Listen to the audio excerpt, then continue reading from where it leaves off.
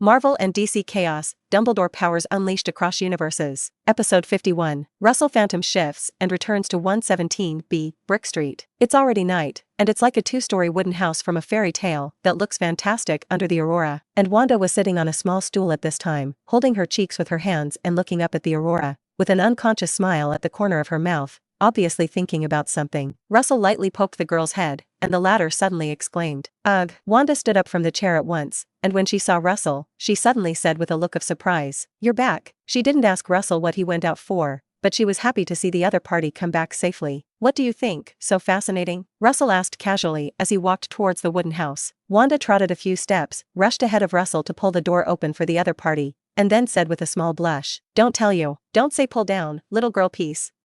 Russell walked in the door and lit the fireplace casually. At this time, Wanda naturally helped Russell take off his coat, and while hanging on the wooden coat, he retorted, "I'm 17 in 2 months, and I'll be a legal adult in another year. Besides, I'm a former agent, don't provoke me, I'm powerful." Saying that, Wanda pretended to be fierce and almost tripped her right foot with her left foot. Seeing this, Russell smiled knowingly. Without the hatred in her heart, Wanda soon became like a normal girl. "Now it's even more of a joke, it's very good." Then he pretended to be shocked and said, "Ah, yes, yes, after 3 years as a Hydra or the lowest soldier guarding the logistics warehouse, you are really powerful." Wanda blushed and said that the logistics were also agents. After that, there are some difficult words, what important materials, what need yourself and so on. Suddenly, the inside and outside of the wooden house were filled with cheerful air. Then, because Russell laughed too hard, he couldn't eat Wanda's cooking. But he looked at the black steak and felt that he had earned some money. The next day, Russell came to S.H.I.E.L.D. Wanda followed, but to see her brother, who was still in a coma. Not long after, there was a knock on the door, and then Natasha walked in. "You looking for me, Chief?"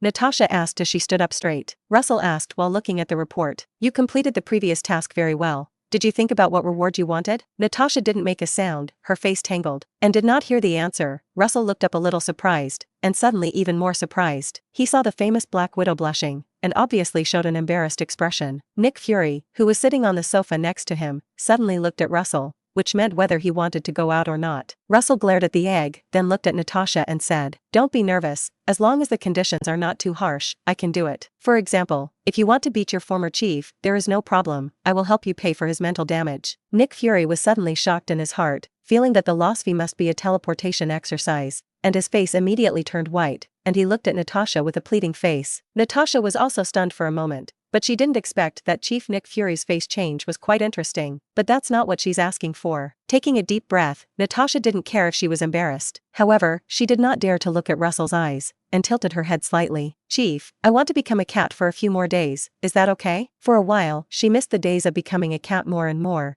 and felt a longing that she had never felt before. Russell, bad at heart, bad. Did I hear a worse secret? What did the chief do when Natasha turned into a cat before? It's over, my life is over. Russell glanced at Nick Fury with squinted eyes, and immediately knew what plot this product was making up in his head, and immediately made a note in the small book in his heart. Then he looked at Natasha and asked, "No problem, what breed do you want to change?" The request was simple, and he had no reason to refuse. Natasha suddenly showed a hint of joy and hurriedly said, "Just last time, what about time? Okay now, I have no tasks for these 2 days off." A few seconds later, a white cat proudly raised its head, carrying Natasha's high-class identity tag, and walked out of the office with elegant cat steps. After Natasha left, the silence of the house could be heard, even the sound of needles falling to the floor. Nick Fury looked down at the pattern on the floor tiles, very serious, and sweaty. "Doodle." Russell knocked on the table, and Nick Fury stood up sharply and said with a serious face, "Director, I have remembered what you said last time, and I have been exercising recently." Hearing this, Russell's face suddenly turned pale. "Did I ask you this, and you answered? Do you think I'm strict? Since you think I'm strict, then I'll show you strictly, otherwise wouldn't it be a joke for you? Go you." Saying that, Russell grabbed Nick Fury's shoulder, and suddenly it was a phantom transfiguration 100 times. A few minutes later, Russell looked at the brine egg kneeling on the ground and slapped the non-existent dust on his hands with satisfaction. "Good, there is progress. Last time I was lying on my stomach, this time I can kneel. I thank you." Nick Fury didn't dare to be angry or speak, and didn't slowly stand up until after a while. Then he saw his boss standing up again, and he suddenly looked terrified. But fortunately, this time the other party did not scratch his shoulder. Russell raised his chin slightly. "Go, take me to see our hip captain. It stands to reason that he should have woken up a long time ago." Nick Fury nodded. According to the physical indicators, Steve should indeed wake up a long time ago. But the other party is still sleeping, and I don't know why. Soon, the two arrived at Team America's room. Russell found the decor to be the same as he remembered. with old-fashioned radios still playing back in and out of that year's rugby game. Take it out, these little actions are useless. Nick Fury nodded and motioned for the agent dressed as a nurse to take the items. The door closed again, and Russell walked over to Steve and took a closer look, and then looked out of his mind. Fortunately, Nick Fury was used to this, but he did not shout out in shock. Soon, Russell's spirit body returned to itself. He could see that everything was normal with Steve, but because he had been sleeping for too long, the spirit body had also fallen silent. Now it only takes a little stimulation to wake up. After thinking about it slightly, Russell had a malicious smile on his face. I saw him leaning into the ear of the American team, suppressing his throat, and whispering in a voice mixed with a trace of magic. Steve, Carter Page and Bucky are married, the groom is not you. What? Steve jerked his eyes open and sat up from the bed. Episode 52. Groove, this is also okay? Terrible. Carter Page and Bucky got married, what a second. Nick Fury sighed with emotion, and at the same time regretted that he did not expect such vicious words. Sure enough, in the future, we still have to learn more from the director. As he thought, he looked at Steve Rogers, intending to brief the other party on the current situation. But in the next second, his eyes widened and he almost burst into foul language. He saw that Steve was stunned for a moment and seemed to be thinking about something, and then turned his head and punched his own director. Finished. It's completely over. The chief is careful and dead. Nick Fury's heart was cold at this moment, and he had already thought of how to arrange a funeral for Steve, and even helped the other party choose the cemetery. No, the chief will train me more, so.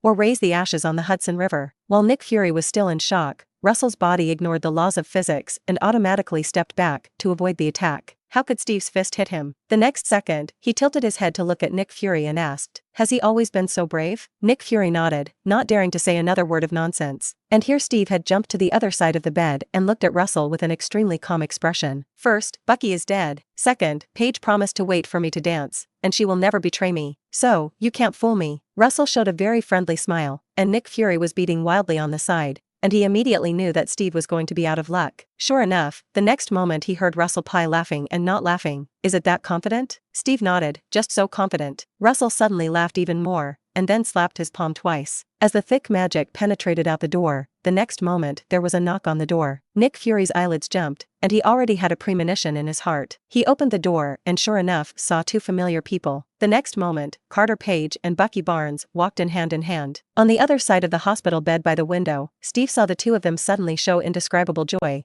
and his eyes were full of surprise. Carter Page is still so beautiful. Good brother Bucky is still alive. This is wonderful. But the next moment, he finally noticed the details. Steve clearly saw the woman he loved the most and his best brother's hands clasped together. The diamond rings on the index fingers of the two are so eye-catching, so dazzling. Steve's smile froze on his face at once, and even the strengthened super body felt a pang of dizziness. Why? It should obviously be double happiness. Why do you feel so bitter in your heart? Bucky and Carter at the door seemed to notice Steve's face, showing a little embarrassment and unnaturalness. But the two walked in anyway. Steve, congratulations on finally waking up.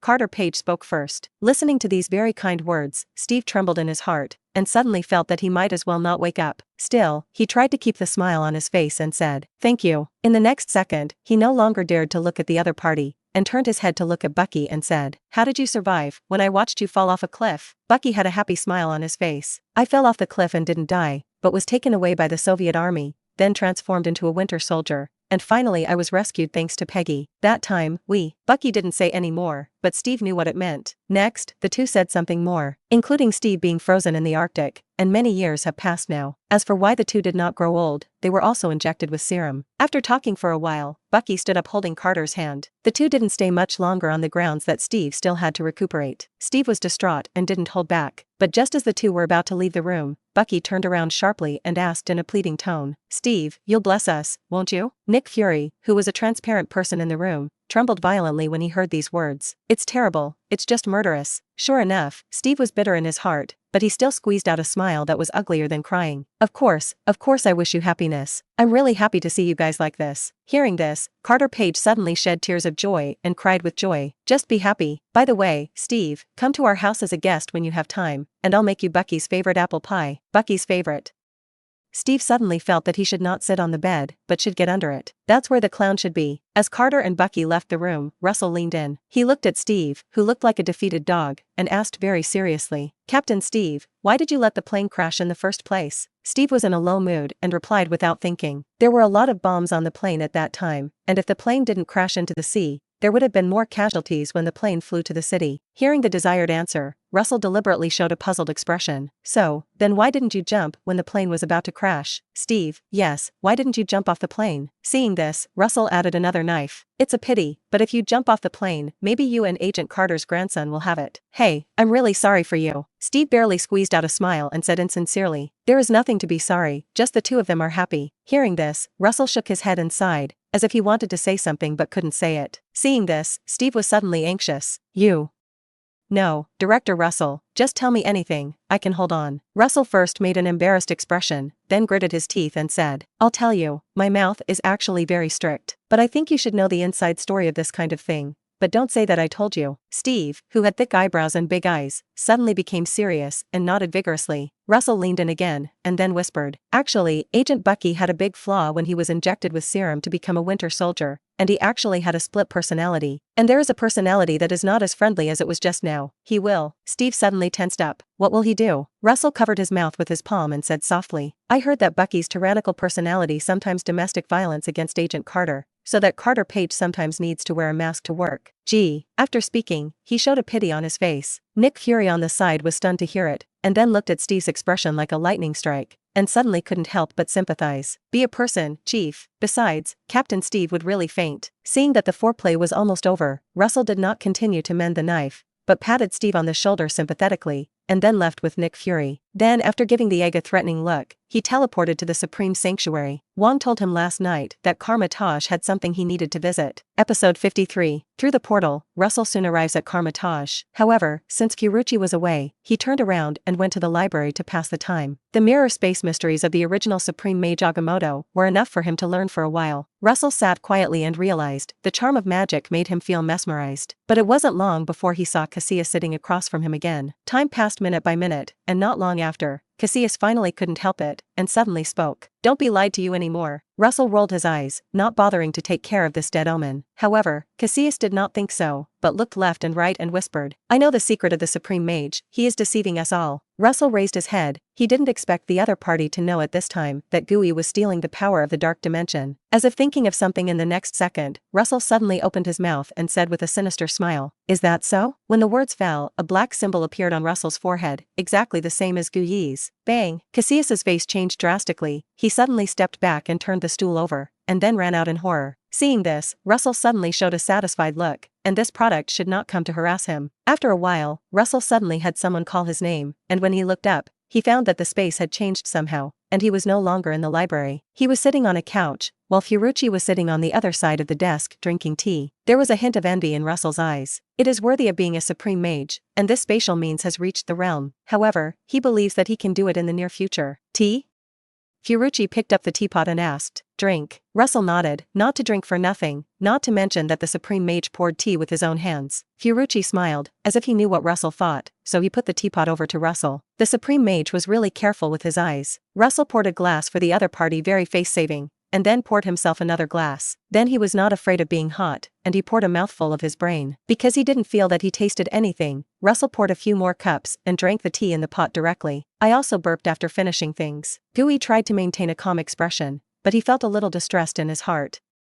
She didn't order much of this tea, but she didn't expect to feed all the pigs this time. Definitely no tea next time. After thinking silently for a while, Furuchi asked, do you know Sithorn? Russell nodded and replied, I saw it in the introduction of the dimensional demon god in the library. It says that he is the god of the dark magic dimension and the creator of the dark god book. He felt that Gui should know that the dark divine book was in his place, and wanted to remind him not to cultivate. However, in the next second, he did not hear Gui's warning words, but instead opened his mouth and asked, then do you know what the dark magic dimension was called before? Russell recalls all his memories, but even before crossing the internet, there seems to be no treatment for this. No ownerless dimension without attributes?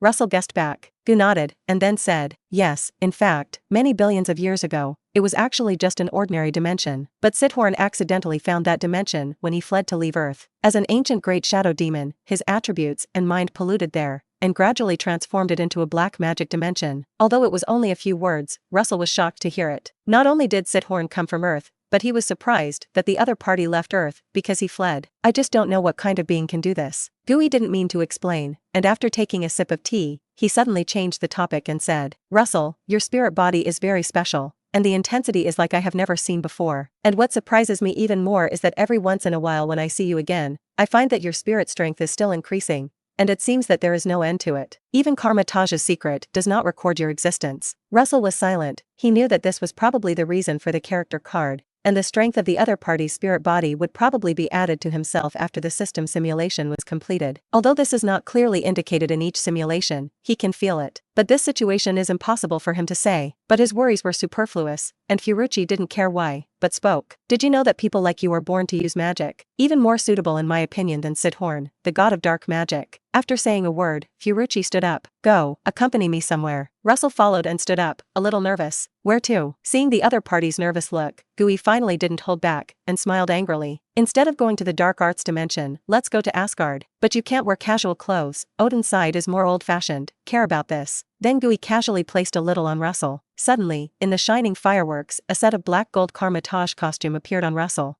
Under the manifestation world tree, Odin, who had closed his eyes, opened his eyes. The next second, he spoke to the crow standing on his left shoulder. Go, pass on the word of God, let Heimdall take back the two princes, and there will be distinguished guests in Asgard. Episode 54. Warnerheim. Thor and his own guards are quelling the rebellion, and Loki hides behind, mending a knife every now and then. For the glory of Asgard, the muscular man shouted to boost morale, picked up the hammer and flew into the sky, wanting to make a move to drop thunder. But at this moment, the stars swam above the sky, and a torrent of 7 colors descended, sweeping all the Asgardian soldiers away. In the next second, the thunder and lightning burst from Sol's hammer inside the Rainbow Bridge, just slammed into Loki. At this moment, even Heimdall was stunned. Such outrageous things have been done by Sol. Has the battle for the throne become so intense? Not to mention him, even Sif and the 4 warriors were shocked. Although they are Thor's supporters of the throne, is it too obvious to do so? At this time, looking at Loki who was smoking in his mouth, Thor said weakly, I said I didn't mean it, do you believe it? Loki suddenly looked sad and indignant. Is this a threat? It's just too much. Seeing this, Sol, who had a big nerve, was also a little embarrassed at this moment, and quickly turned his head to change the topic. Heimdall, why did you suddenly recall us? You must know that the rebellion has not yet subsided. What a blunt twist. Heimdall sighed in his heart, and then said, the God King has an order, and there are distinguished guests visiting Asgard, and I order you and Loki to greet them together. Hearing this, Thor complained a little, and called himself back on this little breakdown. Loki, on the other hand, looked surprised. You know, the last time the collector personally came to exchange a certain artifact, he didn't see his father so grand. Soon, everyone left the Rainbow Bridge. Loki went back and changed into a new outfit, and came to the temple with Thor. At this time, the golden light in the temple is shining. The guards on both sides of the divine armor line up to greet each other. The elf fairy behind is wearing a garland. The gods are solemn in the depths.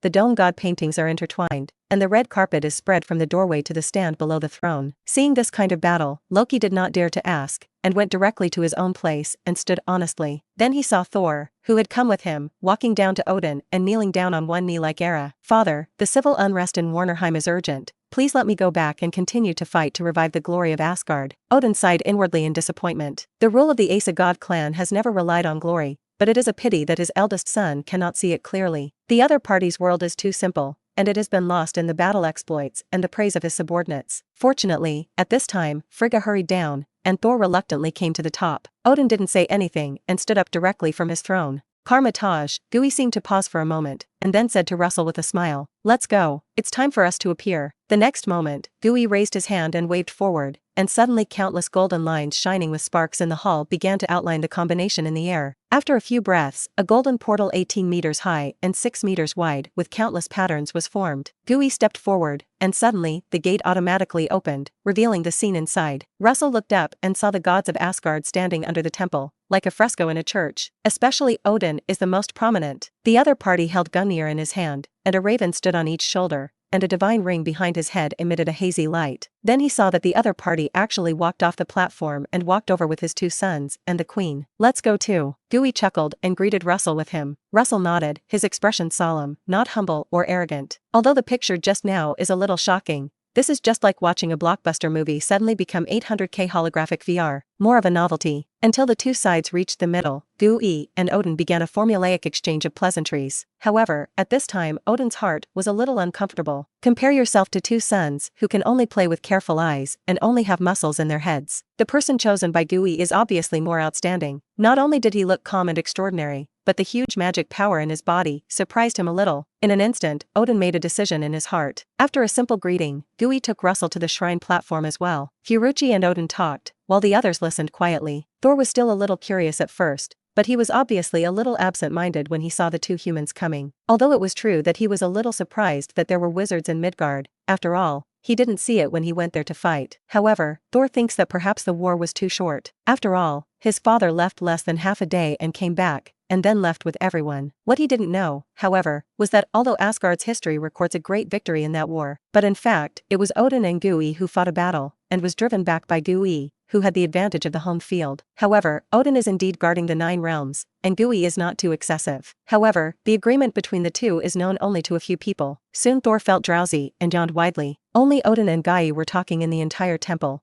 and although Thor had suppressed his voice, it was indeed very obvious in everyone's ears. Odin first smiled apologetically at Koichi, and then looked at Thor. A trace of golden lightning annihilated in Odin's one-eyed eye, and the majesty of the God King made Thor tremble in his heart, and he was in good spirits all of a sudden. "Father." Thor lowered his head to show that he was indeed wrong. However, he did not hear Odin scolding. Odin just glanced at Thor, then turned to look at Koichi. "Today is rare. It is better to let my 2 sons and your excellency bring the mage to have a competition. It is better to help." Fiorucci didn't agree right away, but looked back at Russell and smiled. "What do you think?" Hearing this question, Odin was suddenly surprised in his heart. He did not expect that Gui did not directly decide. Although it was nothing for Gui to directly agree, the other party's inquiry did make Russell feel comfortable in his heart. He did not refuse, and replied with a smooth face, "I don't have any problems." When he heard this, Sultan showed displeasure, and a human dared to compete with his Thor. This is simply a bit of an insult to himself, the second most powerful warrior in Asgard. Russell also saw this Thor's face, but who can be angry with a Era who only has muscles in his head? Thinking like this, Russell looked at Gui and blinked. His meaning is obvious. "So can I beat Sol?" Episode 55. Gui smiled slightly, meaning of course. She had already seen Odin's intentions, and what the other party wanted was to give the 2 princes some setbacks. Of course, this is also a temptation. If Russell's revealed strength and talent really reach a certain standard, then Odin will bet on the treasure according to the previous secret conversation between the two. As for the victory or defeat, Fiorucci was not worried about it at all. Loki, the god of trickery, is weak at first glance, wavering inside, and is still a crooked frost giant. And Thor, the god of thunder. Back then, she had observed the other party from afar, but she didn't expect that more than 800 years had passed, and she was still not very smart. Soon, the crowd arrived at the fighting arena in Asgard, and as a race of all the people, with Odin's permission, the stands on both sides were filled with thousands of Asgardians at this time. Odin gently shook Gungnir, and a bolt of lightning pierced the sky, and the scene suddenly quieted down. "Loki, you play first." Odin's arrangement could not be refused, and although Loki was a little uneasy in his heart, he still ended. Seeing this, Thor immediately looked disappointed. In his opinion, this is the end, there is nothing to do with himself. After all, how could humans have fought the Asgard clan? It's a pity that the bald woman is obviously a guest of her father, or he would definitely propose a fight. At this time, Fiorucci glanced at Thor lightly and turned to look at Russell. "You also go down, remember to let the eldest prince return with pleasure in a while." Russell immediately showed a look I understood, and then his body floated and slowly fell into the middle of the fighting arena. Seeing this scene, Luoji's still confident face suddenly became a little unnatural. "It seems that something is wrong. How can the other party still fly? Are you really human?"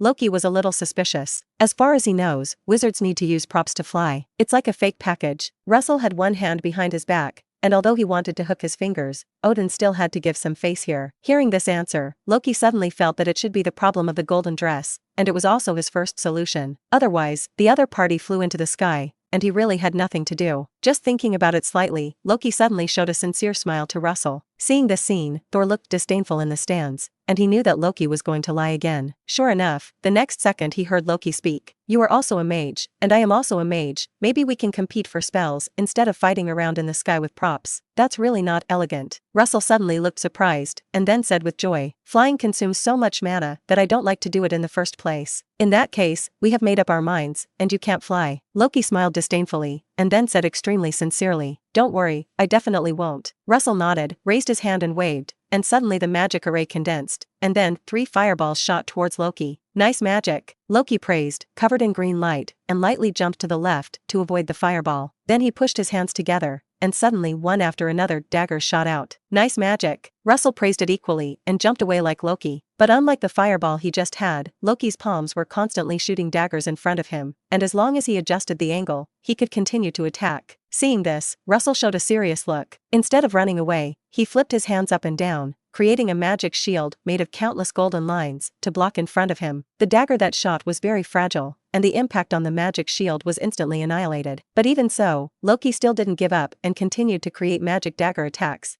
as if he wanted to see who didn't have magic first. Seeing this, Russell also gritted his teeth and began to maintain the magic shield constantly. The situation seemed to be at an impasse for a while. In the stands, Sif shook her head slightly, her eyes full of disdain and disappointment. That human mage was too weak and naive, so he fell for Loki so easily. Due to the distance, although she can't sense where Loki is, she is definitely not the one who performs the dagger shooting. That's just phantom magic. She dared to conclude that the real Loki must have sneaked up behind the human being, waiting for the other party to strike a fatal blow after exhaustion. Sif shook her head slightly. What an idiot human. Thor, who was standing next to Odin, felt the same and yawned again. This kind of fighting is simply a waste of life. Loki is too. Why do these little tricks? With physical fitness against a fireball or something, it will not be over. After another dozen breaths, Thor exhaled heavily. Phew, it's finally over. He saw that Loki had sneaked up behind the human. In the fighting arena, Russell was still gritting his teeth and insisting on maintaining the magic shield, unaware that danger had come. Suddenly, a teasing voice sounded behind him. Forgot to tell you, human, I'm actually a melee mage. I saw that. With a burst of green light, Loki appeared, holding a dagger in each hand, and then slammed into Russell's waist. Russell's face changed drastically and he wanted to turn to the defense, but it was too late. His body suddenly froze, and the tips of two bloody swords came out from his waist. In the stands, Thor shook his head helplessly, feeling that Loki's evil taste for stabbing people's waists was really hopeless. At the same time, the people of Asgard on both sides of the stands did not know who booed, and then out of control, more people booed. Obviously, such a boring battle made everyone extremely dissatisfied. Originally, they were excited to hear that the prince was going to fight against the mage, but this turned out to be this. Thor also wanted to boo a few times to make a splash,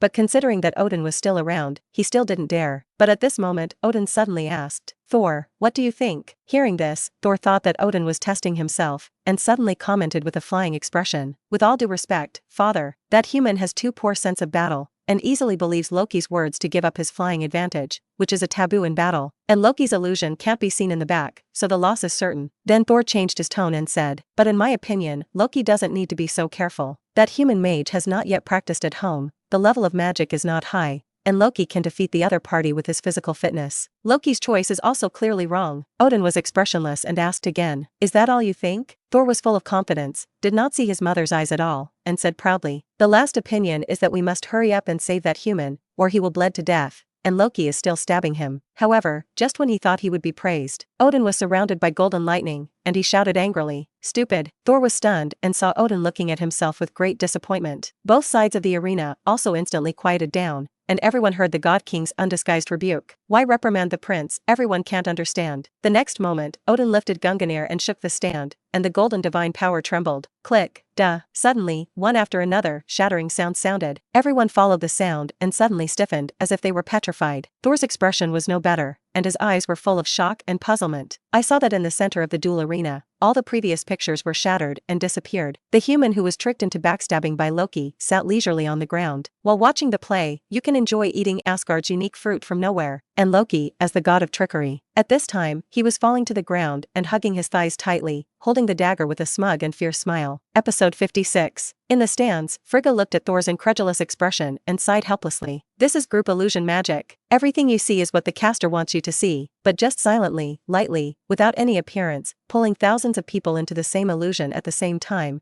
This is the first time I have seen someone who can do it. Her words revealed a message that as a witch, she couldn't do it. Hearing Frigga's explanation, at this moment, not only Sol, but all the Asgardians in the stands were full of shock written in their eyes. Sif and the other 4 warriors, who had just mocked, had extremely ugly faces. Especially when I thought of evaluating such a powerful mage like a clown just now, I felt even more embarrassed. Although Odin understood the key, he did not speak. Just now, just as Loki said the phrase, that's not elegant enough, the mage named Russell hid his figure, leaving only a realistic illusion. Then the other party flew into the air of the duel arena and cast a giant magic array that was enough to cover the entire duel arena, dragging all the shrouded people into the illusion. Of course, this also includes him and Koichi. However, of course, Furuichi would not break the magic, and he did not have the face to break it. Moreover, he also wanted to take this opportunity to test Thor. But it's a pity that this son of his own can't even notice the slightest bit of something wrong, and he doesn't control divine power perception at all. vividly shows arrogance, brainlessness, and arrogance. Odin stopped looking at Thor's expression of disbelief and turned to look at Koichi. Makes you laugh, Supreme Mage. Furuichi smiled slightly and shook his head. It's understandable to be young and vigorous, and the God King doesn't have to be angry. Then she said to Russell, who was still eating melons below, "Stop playing." Hearing this, Russell shrugged, ate the last bite of strawberry-flavored melon that he had just taken from a fairy in the stands, raised his hand and snapped his fingers. Syllable. As the magic vibrates, Loki, who is smiling and pricking his thighs wildly, gradually slows down, until a few seconds later, the sinister smile on his face turned into a look of doubt. Who am I? Where am I? What am I doing? Am I not stabbing the kidneys of that stupid human? Why should I poke myself in the thigh with a dagger? Until this moment, Loki didn't seem to figure out what was really going on. At this moment, Thor in the stands couldn't hold back any longer and roared, "You have fallen for illusion, Loki. Don't hurry up and use the advantage of your divine body to attack." Hearing Thor's reminder, Loki finally recalled what had just happened, and his face suddenly turned pale. He thinks he's tricking others, but he's actually the joke. At this time, how could Loki listen to Thor, say that's too inelegant and get up and run? Russell shook his head and didn't catch up, but a ring on his hand turned into a hanging ring. He didn't draw circles, just folded his hands and unfolded again, and a portal appeared under Loki's feet and fell into it instantly. But that's not the end of it. Russell waved his hand again, and another portal appeared in midair. Loki screamed and fell from the inside,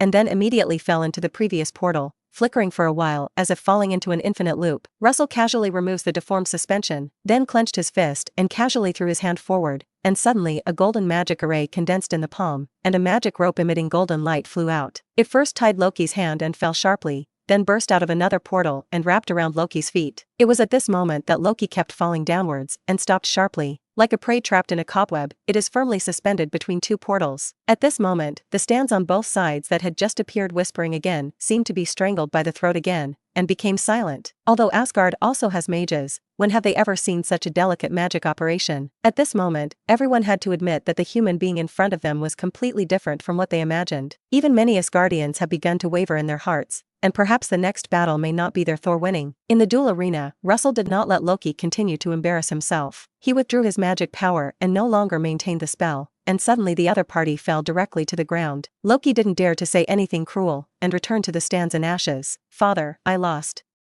Loki lowered his head and did not dare to look into Odin's eyes. Odin had not expected Loki to win. The other party has been lazy and slippery since he was a child practicing magic, and Frigga can't bear to be harsh, and it's too normal to have this result. And the reason why he asked Loki to play was to alert Thor, but it seems that nothing has been effective at all, and Loki's current gesture really disappointed him. Odin sighed unabashedly. He waved Loki back to his place, then looked at his eldest son. "Thor, go down." Thor, who had long been impatient, held the Mjolnir on his waist, and suddenly a bright armor wrapped around the thunder, and a huge force erupted under his feet. He jumped up from the stands and crashed across from Russell. At this moment, Thor had a strong fighting intent on his body, and his face was grim. "Human wizard, you are indeed powerful. I admit I underestimated you before, but that's all. Your so-called magic is not on the table. For the glory of Asgard, I will do my best to defeat you here." Sol, who is not transformed, is a Tuha megalomaniac. Russell had no intention of showing any mercy, and he had seen before that Odin simply wanted Thor to feel what defeat was. In this way, he can let the other party appreciate what is called sinister in the world. Russell shook his head and looked at Thor with a sneer. "I'm sorry, God of the Hammer. Your so-called glory is worthless in my eyes." In the stands, Odin was not unhappy when he heard this, but a satisfied look appeared in his eyes, which was simply in line with his heart and could greatly stimulate Thor. Gui on the side looked at Odin's expression, and he was thinking about whether to add money. Frigga's eyes were full of worry. Loki was feeling refreshed in his heart, knowing that Thor would definitely not be able to stand this. Sure enough, in the next second, a furious look appeared on Thor's face, and he shouted, "You know what? I am the son of the god King Odin, the god of thunder, and the guardian of the 9 realms. Where can you be evaluated by a human who can only play false tricks?" Russell's face was expressionless, his body slowly floated, and the huge magic seemed to make the space dull. "Saladinson," he was condescending, and his voice was as fierce as winter. "What else do you have besides that name? It seems to me that you are nothing, even not as good as the hammer you hold." "Enough!" Furious Thor shouted. Mjolnir broke away and threw it at Russell. Russell's face was calm, and he just turned slightly sideways and let go of Mjolnir. Then he turned around and tilted his head slightly to look at Thor below with contempt. "Since you think that deception is just a trick, then today will completely open your eyes. Thor maintained a throwing posture, with a sneer on his face. The next moment, a roar came. Mjolnir returns to its place along the same path. All the Asgardians in the stand suddenly looked nervous, seeing that Mjolnir was about to smash that human mage to pieces. But the next moment, a burst of exclamations appeared. Mjolnir pierced through that human's chest, but did no damage. You also have phantom magic? Thor looked gloomy, because he found that he didn't even see when the other party cast the spell again. Why not? A faint voice came from behind him, and Thor looked back to see a new Russell appear from behind. Russell raised a palm, and on it a flower slowly bloomed from presence to nothing, then withered again. All this comes to life, but it's just a false phantom. Karmatage is a mage sanctuary, and most of the magic in the 9 realms is there. It's just that most people can't learn a few in their lifetime, let alone the more difficult phantom magic. But for Russell, learning magic became easier. Especially after killing the Dark Witch Agatha, he once again entered a large exchange point, allowing him to simulate the roll card of the Holy Lord to 99%. In addition to the Fire Demon's flame talent, all the other parties' magical knowledge, magic power, physical fitness, and the power of the 12 charms have been obtained. With his current strength, if he faces Odin in film and television, he can completely fight with one. But judging from the previous Black Heart Demon, as well as Agatha, Gui, and others, Odin, who has the strength of the Heavenly Father, will definitely not be as simple as it seems. And above the stands, Odin looked at Gui and exclaimed, "Did you master so much magic and have so much magic at his age?" Furuchi smiled and shook his head, less than a tenth. Hearing this, uncontrollable envy appeared in Odin's heart, and there was even a trace of jealousy that Gui was so lucky to find such a heir. However, the stronger Russell is, the happier he is. Maybe this time it can really break that horrible fate. Odin quietly looked at the duel arena, and his heart became hot. He felt that the things he had prepared before might be changed, such as making the two sides more intimate. In the duel arena, Thor strikes again. He jumps suddenly, carrying thunder and lightning on his body and bombarding the new Russell. In the next second, the stone brick ground blessed by the runes suddenly trembled, and a dazzling electric arc dispersed from the hammer to the surroundings. However, Thor couldn't be happy. He obviously used his divine power to sense that the figure was real. But after the bombardment, the other party turned into a ball of light and dispersed. "Are you really Thor? Why is it always the hammer that discharges?" 2 sentences, spoken by 2 people. Thor looked back again and saw 2 Russell looking at him with different expressions. In the next second, his pupils trembled, and he saw another Russell walking out of the void. I saw the other party looking at himself with disdain, and mocked. "Have you ever thought that maybe that hammer is Thor, and you, just a tool?" Episode 57. I am Thor. Thor roared, and 3 bursting lightning bolts suddenly burst out from Mjolnir's hammer, which instantly bombarded the 3 figures. In an instant, the 2 phantoms shattered, and the last figure that came out was hit like an entity and flew out backwards. Real body. A hint of joy appeared on Thor's face, and the next moment he did not hesitate to burst out with divine power, and his body followed like a cannonball. He tugged at Russell's collar tightly, grinned at the other person's eyes, and then slammed him to the ground. "The human body is weak. Let you see the power of the Asgard clan." When the words fell, Thor dashingly threw Mjolnir into the sky. In an instant, thunder sounded in the sky, and a bolt of lightning fell, surrounding his divine body. In the next second, Thor clenched his fists into a hammer and slammed down. Rumble. Like a muffled thunderous sound, the dazzling thunder burst into incomparable dazzling, and the entire duel arena trembled. This scene made Loki's face in the stands change suddenly, and he cursed Thor in his heart for this idiot. Under this blow, the human body is afraid that it will not be smashed into meat mud. If it weren't for his first battle before, he would have been extremely gloating at this time, because killing the guest Thor will definitely be punished heavily. But now, because of his fight with the other party, Thor is scolded in full view of everyone and holding his stomach angry, and the devil knows if Odin will also anger himself. However, in the next second, his eyes widened, and he once again felt as if he was dreaming. In the duel arena, Thor did not understand the scene in front of him. I saw that among the collapsed and broken stone bricks, Russell's body was like a clay doll, shattered into more than a dozen fragments of different sizes, and there were dense cracks all over it. Where is this human? It's more like the golem over there in the elven realm of light. Bang! Mjolnir fell to the side, his voice awakening the pensive soul. He picked up the hammer and wanted to turn around and ask if the bald woman was teasing herself. However, as soon as he turned around, he saw Russell standing behind him intact, with a red glow in the palm of his hand. Great Thor doesn't even understand the truth that you can't be distracted when fighting? Or do you not even know the most basic knowledge of magic? Russell sneered, his palm opened slightly, and suddenly a red light erupted inside, hitting Thor one after another like lightning. Switch attack and defense in an instant. The divine armor on Thor's body continued to explode with light, pieces of scale armor peeled off, and he himself was constantly shot into the air like a puppet. At a glance, it was as if a large number of red lightning branches had grown on the ground, shrouding Thor. The Asgardian people in the stands showed their eyes in disbelief, and their expressions were full of nervousness and worry. But the sound of the explosion was still continuous, and even with a strong body and divine armor, Thor couldn't help but scream, It won't be defeated, Thor roared with green tendons on his forehead, and suddenly the power of thunder swam from Mjolnir into his body. The next moment, he held the Mjolnir high with all his strength, and in an instant, the sky darkened. Bang! With a loud thunder that shook the space, a bucket-thick thunder fell from the sky,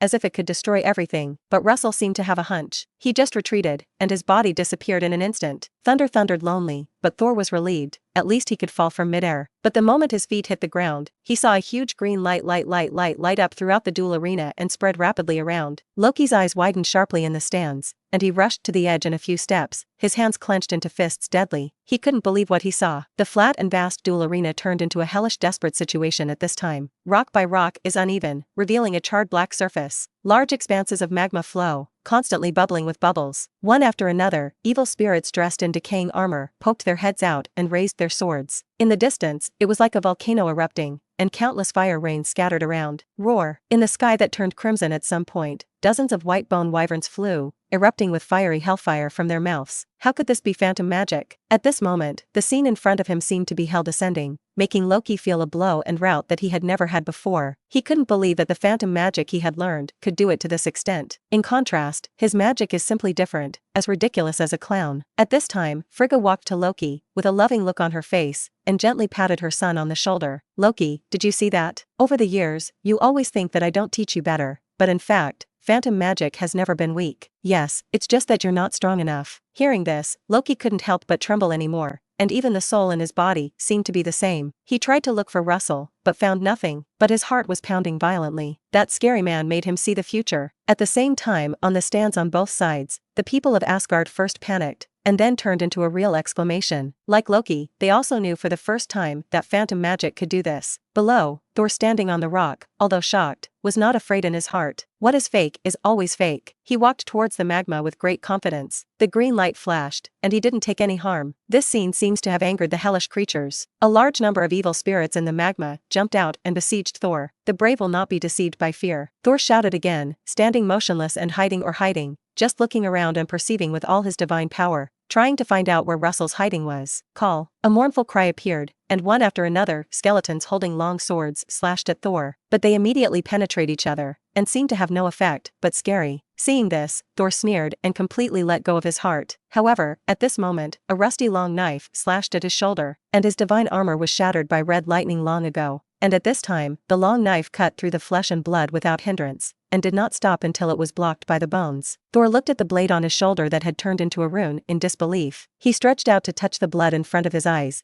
and he didn't wake up until the fishy sweet taste entered his nose. Himself, hacked by illusions. No, this is not a phantom at all. This is an entity mixed in a bunch of phantoms. Get out of here. Thor just saw through the expression, and at this time, he was irritable and angry, stimulated by blood. He crushed the skeleton in front of him with one hammer, and then attacked the other evil spirits. But this time, the hammer he wielded penetrated and almost flashed to himself. This time it's a false phantom. Bang! Almost at the same time, a hammer hit Thor in the back again. At this moment, Thor completely understood that whether the attack in front of him was true or not, he had to block, and his own attack was likely to hit the air. And at this moment, the ground trembled, and dozens of huge flame demons with long whips slowly rose from the magma. The white bone wyvern in the sky also seems to smell prey. In all directions, a large number of hell monsters attacked Thor. Boom! In purgatory, thunder continues to erupt, breaking monster phantoms and false venues. But in the next second, the green light flashed, and everything was restored again, and more demons crawled out of the magma, opened their terrifying big mouths, and rushed up again. These monsters and demons are fighting tirelessly, and the real attacks that are mixed in from time to time make Thor miserable. In just 10 minutes, the red cloak on his body and the originally bright divine armor had been shattered, and his proud blonde hair has been scattered and scorched black. His confident and firm eyes have become full of anxiety,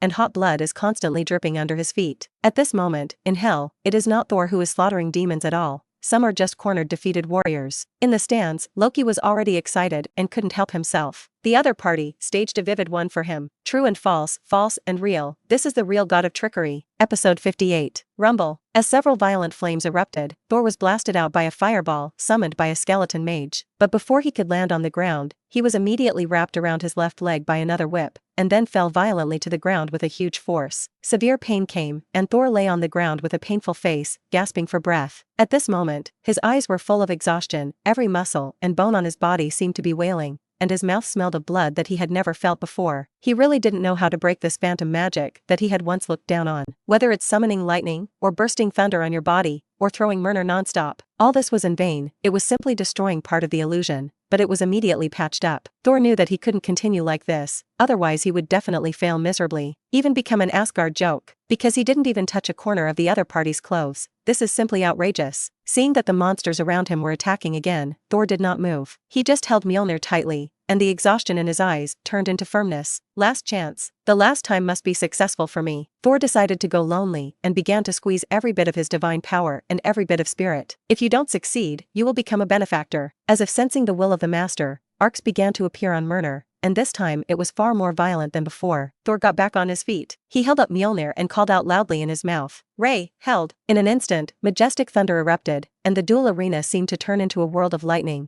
and countless arcs of electricity spread in all directions with the aura of destruction. At this moment, whether it is a hell scene or a phantom monster, it is all annihilated from the inside out. And those real monsters also showed their bodies, which turned out to be clay golems of different shapes, but they were directly shattered after being struck by lightning. Found you, Thor gasped, but his face was full of excitement and joy. When he saw Russell, the other party floated quietly in the air, like an audience who didn't care about himself. In the stands, the four warriors cheered at the same time. Although Thor has been suppressed before, it is very miserable, but now that the phantom world has been broken, Thor has every chance to defeat the other party head-on. The people of Asgard also began to cheer for their Thor at this moment. You lost, mage, Thor shouted, while maintaining Mjolnir's burst of thunder. He ran a few steps and smashed the ground and jumped up, and then gathered the last divine power on his right hand. This punch, he wants to divide the victory and defeat. In midair, Russell remained motionless and did not recreate new phantoms. It was as if he had become powerless in this heavenly thunder, and his skills were exhausted. Thor got closer and closer, and the smile on his face grew stronger. There is no suspense, he is the victor in this battle, and he will be praised and glorified again. All the Asgardians in the audience on both sides held their breath nervously at this moment, excitedly watching Sol,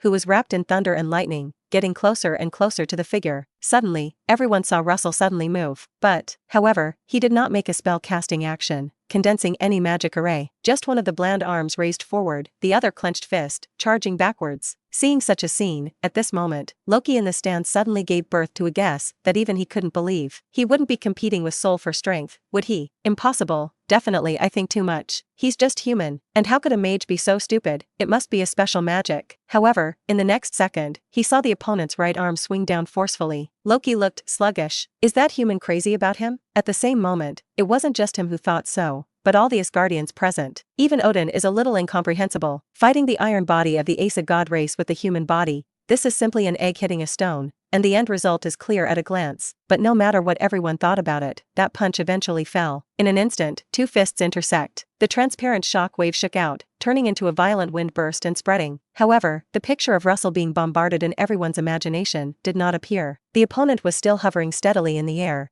just maintaining a fist-swinging posture, and did not even move backwards for a centimeter distance. And opposite him, I saw that Sol, who was supposed to be the winner, was struck by lightning, and instantly spewed out a mouthful of blood. In the next moment, the Mjolnir in his hand flew out, and his body seemed to bow into a large prawn, like a shooting star, and crashed to the ground at a speed several times faster than the previous jump. For a while, the earth roared, the dust flew, and Thor was deeply trapped in the rubble and could not move. But that's not all. Russell withdrew the power of the bull spell, and the next moment the majestic magic power surged again, and suddenly one after another terrifying thunder was born out of thin air and surrounded his body. At this moment, it seems that the roles of the two sides are reversed, and he is the real Thor. At this time, Russell opened a pair of golden electric eyes and looked at Sol below, who was pale and looked at him incredulously. You claim to be Thor, but your glory is bestowed by others. Your hammer is forged by someone else. Your thunder bursts out from Mjolnir, and yourself.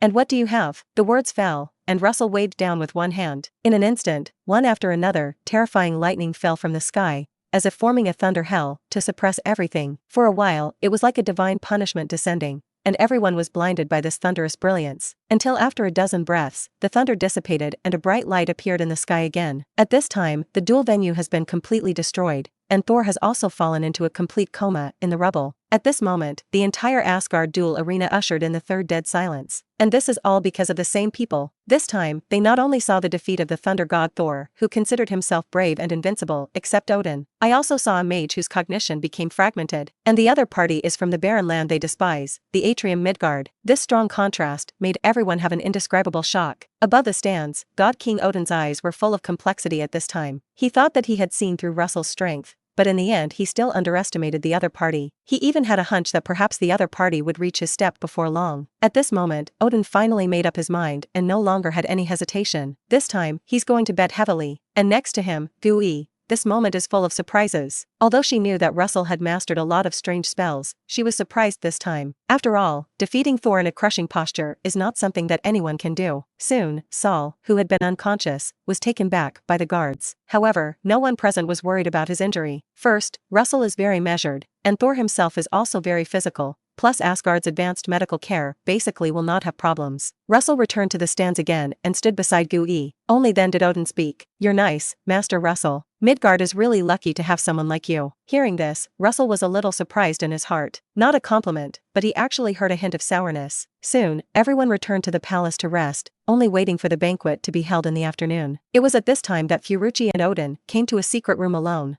After the two of them sat down on a golden chair, Gui spoke. "What do you think of him?" Odin nodded, and his eyes flowed with brilliance that he had never seen before. Completely unexpectedly, maybe the real Ragnarok in Asgard can really be changed. As if he hadn't heard this shocking secret, Furuuchi just nodded, and then asked, "What about our previous agreement?" Odin bowed his head slightly. "Of course, I promise." Furuuchi didn't seem surprised by this result, and continued to ask, "Today's test Russell also helped you a lot, don't you express it?" Seeing this, Odin laughed angrily. "Isn't your main purpose this time to help him ask for this thing? Dimensional fragments, of course I will give it to him, but how to get it depends on his own." Episode 59, Night. Russell, who had attended the banquet, returned to his room a little drunk, and only then did he breathe a sigh of relief when he lay on the bed. Not because of exclusion, but because the Asgardians are so welcoming. The Asgard clan is blessed. As long as they are adults, they are powerful warriors, and almost all the people are soldiers. This also caused them to worship the strong very much. So not only did these people not become hostile because he defeated Thor, but the crowd surrounded him at the banquet and kept offering food and wine. Of course, this is nothing more than drinking more. But to his embarrassment, a dozen Asgardian women present said they would be willing to go to his room tonight and count the stars. And said to count and go. With so many people here, how can he be kind? Bah, where is he that kind of person? After his sharp refusal, some women left disappointed. But a few female warriors changed their tactics and sneaked in to get his oil, which was outrageous. After another rest, Russell used his magic to dispel the drunkenness. Today's 2 battles were quite good, giving him a total of more than 600 exchange points. This surprised him a little, but he didn't know if Loki's contribution was greater or Sol's contribution was greater. Soon, Russell made a small enchantment in the room to isolate the mana fluctuations, and then turned on the system and began to continue simulating the Holy Lord. The first simulation, still 99%. The second simulation, still unchanged. Just when Russell thought that the third simulation could not be completed, the Holy Lord's progress bar came to 100%. This simulation is successful. Congratulations to the host for completing all the simulations of the Holy Lord role. Power loading, pure blood of the fire demon, flame control. Russell was a little excited. The 12 charms and other abilities had already been obtained, and these 2 were the last power of the Holy Lord right now. Flame manipulation not only allows him to release ultra-high temperature demon fire,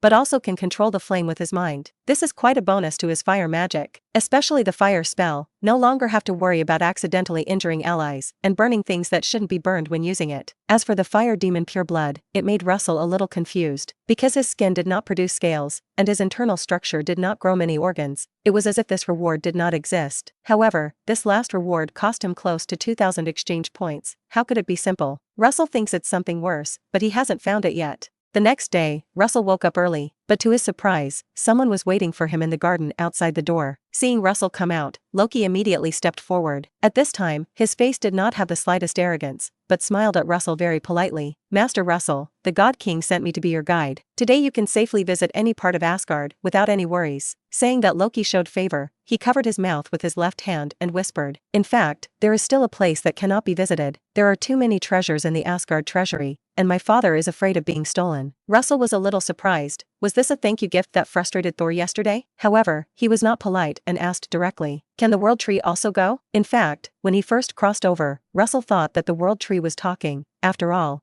this thing did not appear at all in the movie in his memory. But after reading Karmataj's library, he realized he was wrong. The world tree, as a link to the 9 kingdoms, is actually real. However, it is not manifest, it can only be seen in specific places, and it is also different from a tree in the conventional sense. Loki didn't seem surprised, nodded with a smile and said, "Of course, no problem. But I suggest that Master Russell can taste our breakfast in Asgard before going. It is food that cannot be found anywhere else, and it has a special flavor." Russell didn't refuse, he wasn't in a hurry, and he did want to try something he hadn't eaten, and the breakfast that followed really surprised him. Fruit is rich in magic aside. The bread, which is a staple food, is also obviously made by grinding seeds, and immediately after eating, it turns into a warm current that fills the limbs. It is that the main course Russell feels a little tired and eats barbecue early in the morning. After eating, Russell boarded a spaceship pulled by 2 giant goats and headed in one direction until he stopped at a cliff bulge. Russell was immediately shocked by the scenery in front of him. At his feet are huge waterfalls falling downwards, and in front of the cliff is the cosmic, starry sky. At this moment, he could even clearly see many magnificent galaxies. Of course, this is not the most important thing. Russell only raised his head slightly, and he saw an indescribable spectacle appear. World Tree. It was as if it was a flowing nebula-like existence, constructed of countless origin energies. It changes all the time, and every branch, every vein, flashes with energy pulsations like a rainbow bridge. Russell gently closed his eyes and seemed to feel countless World Tree leaves gently shaking. Luo Ji, who was standing on the side, wanted to show a few words. For example, the rainbow bridge is shuttling between the 9 kingdoms with the power of the World Tree, and Asgard is built in the most energetic vein. But at this moment, his face changed suddenly. At this moment, he seemed to hear a vague call, and then he saw a leaf falling from the World Tree. Perhaps it is not accurate to describe it as a leaf. It is a mass of 7-colored energy that slowly falls until it lands on Russell's forehead, and then blends in. The gift of the World Tree. Loki opened his mouth wide, unable to believe what he saw. Before that moment, he had always thought that this was the legend recorded in the books,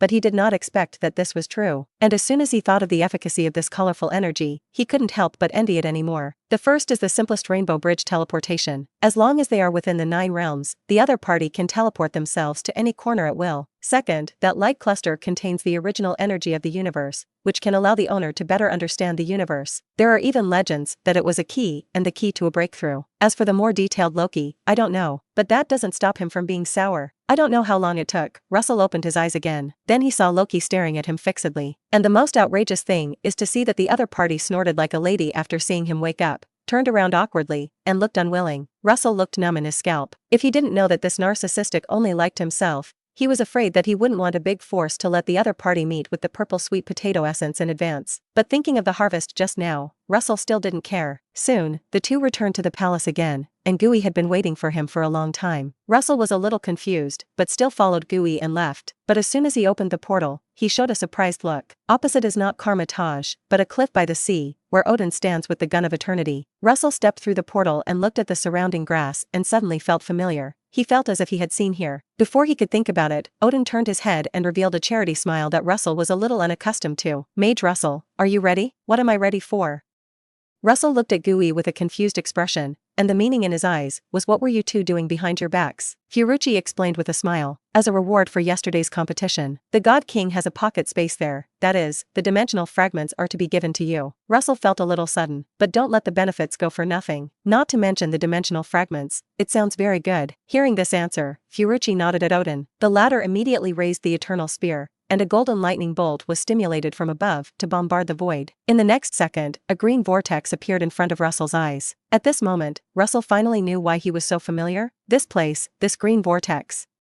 "I'm afraid that Hela is not locked up in this dimensional fragment. I think you can actually change the reward." But just at the moment when Russell turned back to speak, the green vortex suddenly expanded, swallowing him in an instant and then disappearing. Seeing this, Odin nodded in satisfaction. He didn't care about a dimensional fragment, he was looking at something else. He remembered that his eldest daughter had sworn that only men better than her could be her husband. Odin felt that the response should be almost the same. Episode 60. What would it look like inside a dimension fragment? Russell looked up at the sky and saw not the stars, the sun and the moon, but the night as dazzling and enchanting as the aurora. He speculated that this was the reason for the interaction between the dimensional magnetic field and energy. Then Russell slowly flew up and looked down. The terrain here is not complete. There are black pine needle forests, with high mountains and flowing water, huge frozen lakes, and gray tundra.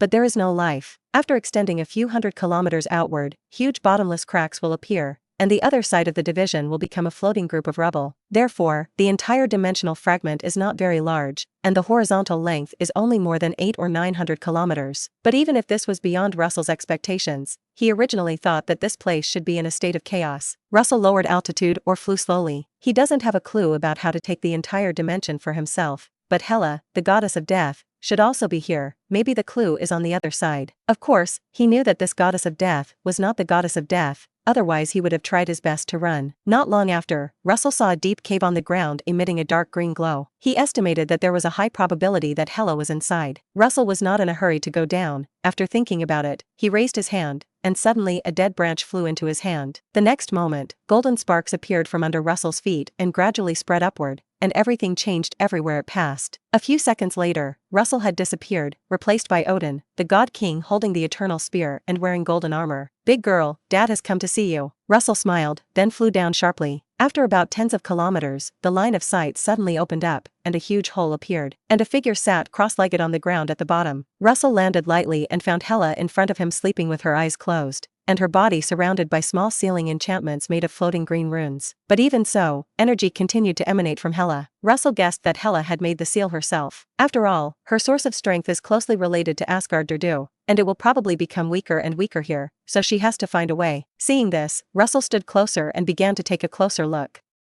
The construction of runes. However, his eyes and brain were obviously not in the same line, and after observing the runes for a few seconds, his gaze involuntarily shifted. A few seconds later, Russell's brain also defected. Don't say otherwise, although Hela is not a particularly outstanding beauty, she has a unique queen temperament, and even this alone can beat countless people. Not to mention that this tights adds a lot of points. And as a traverser, Russell has also seen the elven queen of this face, that is, the Lord of the Rings. The two are one positive and one evil, which gives Russell a strong sense of contrast. So Russell somewhat did not hold back, took out his mobile phone from his arms, and took a few pictures after taking a few steps back. At the same time, he still had some regrets in his heart. If only Hela could wear the clothes of the elf queen and take a few more pictures. And it seems to be a sound problem. Russell saw Hela's eyelids move slightly, and immediately quickly flipped his palm to make the phone disappear, and then stood quietly with a majestic expression. Hela originally didn't understand why there was a sound to wake her up in this dead land, but the moment she opened her eyes, she saw the man wearing eagle helmet and gold armor, especially the golden arc that disappeared from time to time in the other party's eyes, was so familiar and strange. "Odin." Hela's gaze was sharp, and her voice was like ice. "Are you coming to see if I'm dead or not? But I must have disappointed you. I can survive until the day you die." Hearing this, Odin slowly shook his head, and a trace of sadness appeared on his face. "Don't you even want to call me now?" Hela snorted coldly in disdain. "Stop being pretentious, Odin. I fought the 9 realms for you, made them submit to the majesty of the God King,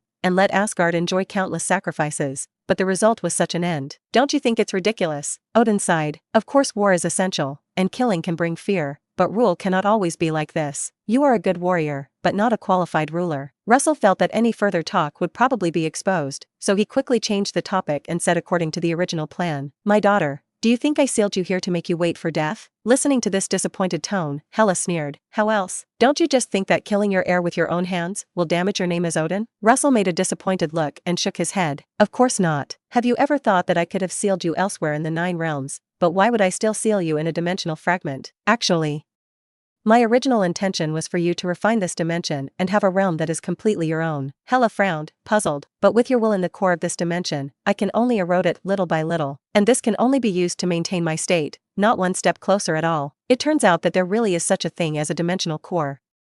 Russell nodded pretendly, revealing a natural expression. "So that's why I'm here this time. One is to see if you have changed your concept after thousands of years of solitude, or you are still extreme. The second is to retrieve the consciousness in the dimensional core, so that you can completely get here." Hela did not show a happy expression, and snorted coldly. "So what do I want to be extreme?" Hearing this, Russell manipulated the power of the pig charm to simulate golden thunder in his one-eyed eye, and said with a majestic expression, "I will still let you refine this dimension, but after that I will expel you from the 9 realms. The universe is so big, I don't care where you want to conquer. From now on, you and I have nothing to do with each other." Russell smiled slightly in his heart. Don't care if Hela believes it or not, he believes it anyway if he is so affectionate. Hearing this, Hela's cold and frosty face really softened a little. At the same time, after seeing the sincerity in Odin's eyes, the coldness in her eyes gradually disappeared and became a little confused. Is this the truth? Otherwise, he slaughtered all the Valkyries, and he would not be alive. After thinking about it, Hela took a deep breath, and her eyes became clear again. After taking a deep look at Odin, she flipped her palm, and a fist-sized blue ball of light floated on it. Russell raised his right hand, and as soon as his mind moved, the ball of light flew to his palm without any obstruction. Hela looked expectantly, wondering how Odin was going to take back the will inside. However, she did not see any movement from Odin, but instead showed an extremely incongruous smile and said, "Big girl, since you don't even want to call me daddy, so I think I still have to lock you up for hundreds of years, so that you can reflect and reflect again." Saying that, Russell grabbed the dimensional core in his hand, and then shouted to the sky, "Odin, you can take me out." Out went